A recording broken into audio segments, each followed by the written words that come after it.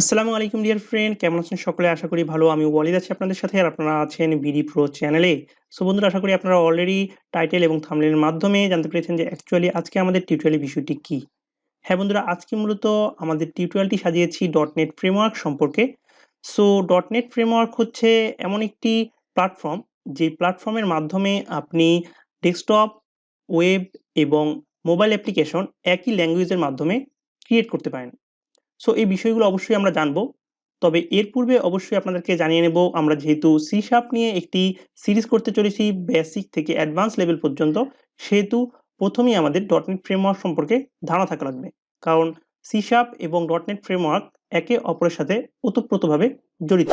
So টিউটোরিয়ালটি শুরু করার পূর্বে আপনাদের কাছে অবশ্যই রিকোয়েস্ট থাকবে, যদি কেউ এখনো আমাদের চ্যানেলটিকে সাবস্ক্রাইব করে না থাকেন তাহলে অবশ্যই সাবস্ক্রাইব করে নোটিফিকেশন বাটনটি অন করে রাখবেন সবার আগে আমাদের টেক ভিডিও পাওয়ার জন্য। আর যারা অলরেডি সাবস্ক্রাইব করে রেখেছেন তাদেরকে অসংখ্য ধন্যবাদ।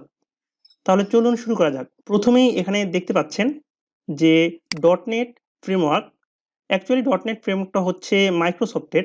আর ডটনেট ফ্রেমওয়ার্ক বলতে যা বোঝায় সেটি হচ্ছে a framework is a branch of code which can solve a problem without doing anything by ourselves, which was written and maintenance by other developer.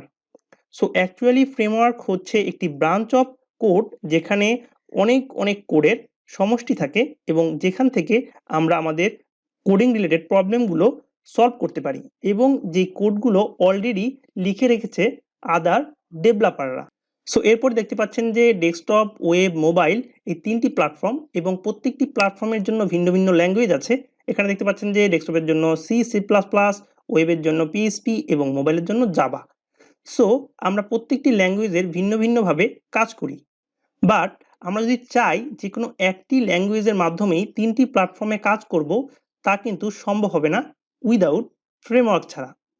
So এরপরে আমরা যদি একটু নিচের দিকে খেয়াল করি তাহলে দেখব যে এইখানে মূলত একটি ডায়াগ্রাম দেয়া আছে, যে ডায়াগ্রামের মাধ্যমে এখানে নির্দেশ করছে অ্যাকচুয়ালি ফ্রেমওয়ার্কে একটি ল্যাঙ্গুয়েজ কিভাবে কাজ করে। সো এখানে দেখতে পাচ্ছেন যে প্রথমে আছে যে ভিবি মানে ভিজুয়াল বেসিক ল্যাঙ্গুয়েজ। এরপর আছে সি প্লাস প্লাস, মানে সি প্লাস প্লাস একটি ল্যাঙ্গুয়েজ। আমরা যেহেতু সি শার্প নিয়ে কাজ করব সেহেতু সি শার্পের বিষয়গুলো আমরা দেখি। সি শার্প মূলত একটি ল্যাঙ্গুয়েজ, এবং যে ল্যাঙ্গুয়েজটা মূলত কম্পাইল হয়ে সরাসরি অ্যাসেম্বলি আইএল কোডে সরাসরি চলে আসে, এবং সেখান থেকে কমন ল্যাঙ্গুয়েজ রান টাইম ফ্রেমওয়ার্কের মাধ্যমে আমরা যে আইটি কম্পাইলারের মাধ্যমে নেটিভ কোডে পরিণত করি, এবং যেটা অপারেটিং সিস্টেমে আমরা সরাসরি ইনপুট করি, এবং যেখান থেকে আমরা রেজাল্টটা ডিসপ্লে করতে পারি।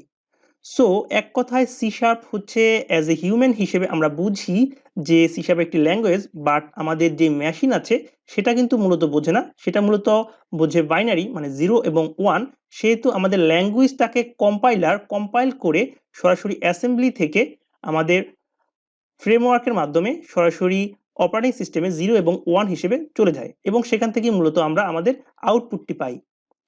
সো আশা করি আপনারা এই বিষয়টা বুঝতে পেরেছেন। তারপরেও আপনাদের যদি আরো বিস্তারিত ধারণার প্রয়োজন হয় তাহলে আপনারা এমএসডিএন মানে মাইক্রোসফট ডেভেলপার নেটওয়ার্কে সরাসরি চলে যেতে পারেন। আমি যদি এখানে এটা কপি করে সরাসরি আমার ব্রাউজারে এসে এটা পেস্ট করে এন্টার করি, তাহলে সরাসরি আমরা মাইক্রোসফটের ওয়েবসাইটে চলে যেতে পারি, এবং এখান থেকে আমরা আরো বিস্তারিত ধারণা লাভ করতে পারি ফ্রেমওয়ার্ক, ল্যাঙ্গুয়েজ এবং আদার্স যে সকল লাইব্রেরি বা টুলস আছে সেই টুলস সম্পর্কে। সো আশা করি আপনারা অবশ্যই এই ওয়েবসাইট থেকে আরো বিস্তারিত ধারণা লাভ করতে পারবেন। তারপরেও যদি আপনাদের কোনো প্রশ্ন থাকে অবশ্যই আমাদেরকে সোশ্যাল মিডিয়া সাইটে যেমন ফেসবুক, হোয়াটসঅ্যাপ অথবা টেলিগ্রাম এছাড়াও মেইল করতে পারেন, যে লিঙ্কগুলো অবশ্যই আমাদের এই ভিডিও ডিসক্রিপশনে থাকবে।